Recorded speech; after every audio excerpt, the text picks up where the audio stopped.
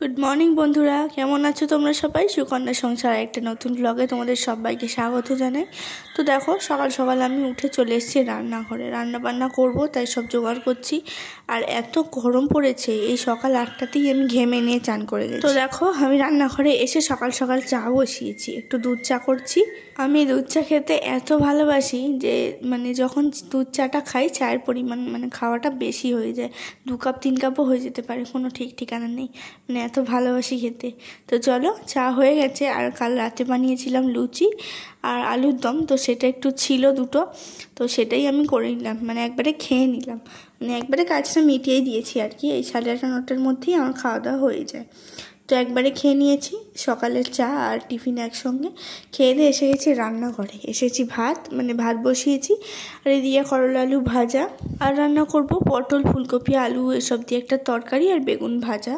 গরমের মধ্যে রোজ রোজ কী আর রান্না করবো বলো তো? একটা তরকারি ডাল ভাত করলেই যেন হয়ে যায়, আর যেন কিছু রান্না করতে ইচ্ছে করে না, আর গরমের চোটে খেতেও ইচ্ছে করে না। আমি এদিকে রান্না করছি আর গ্যাসটা কমিয়ে দিয়ে ঘরে গিয়ে ফ্যান চালিয়ে দাঁড়িয়ে পড়ছি।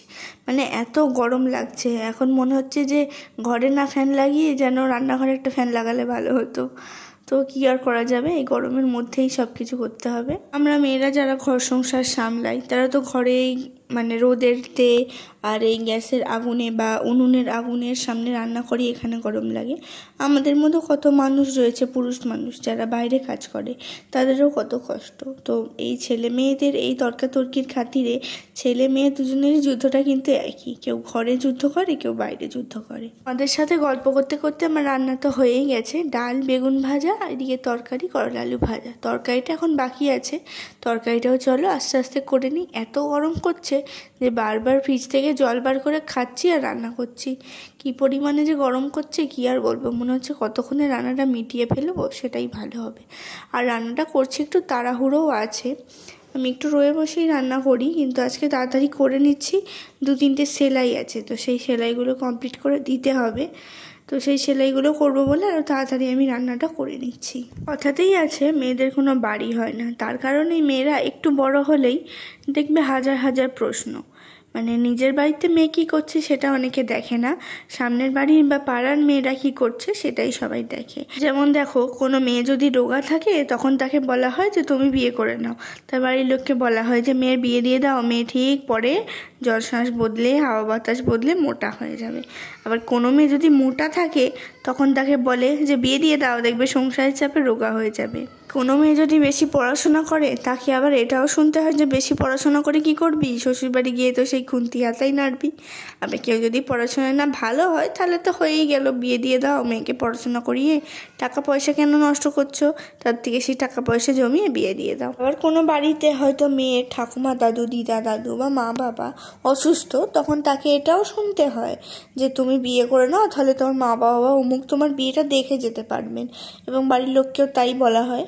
হ্যাঁ, মানলাম যে অসুস্থ সে তার মেয়ের বা নাতি নাতনির বিয়ে দেখে যেতে পারবে, সেই কারণে তাড়াতাড়ি বিয়েটা করতে বলছে।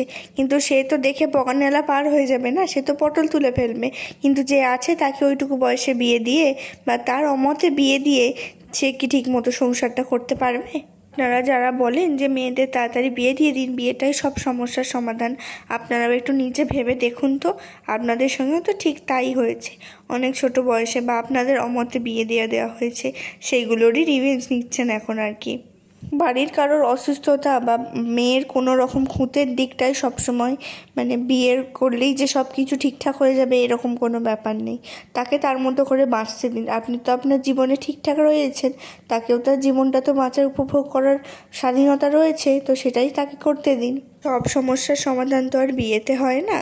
আর কোনো মেয়ে যদি রোগা হয় বা মোটা হয়, তাকেও বিয়ে দিলে তার আবহাওয়া পরিবর্তন হলে সব কিছু ঠিকঠাক হয়ে যায় না। সে তার শরীরকে নিয়ে ভালো আছে, সুস্থ আছে, সেটাই মঙ্গল কামনা করুন যে যাই হোক না কেন সে সেইভাবেই ভালো থাকুক। তার উল্টে আপনারা এই কথাগুলো বলেন। আপনাদের এই কিছু কিছু কথার জন্যই আজকে সমাজটা এত পিছিয়ে রয়েছে।